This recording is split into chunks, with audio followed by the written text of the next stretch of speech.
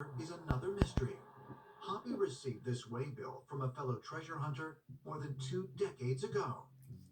The Lost San Salvador location is on this waybill, and it said it leaves due north from the Presidio in San Antonio to the San Saba. It hits the San Saba, not on the money.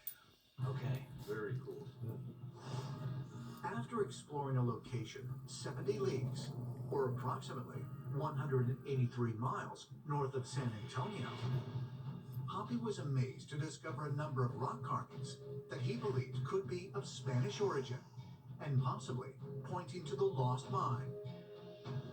To corroborate his theory, Hoppy sought out some scientific help, utilizing state-of-the-art imaging technology from geologist Kurt Champlin. We conduct 3 resistivity surveys, and the first one that we did conduct was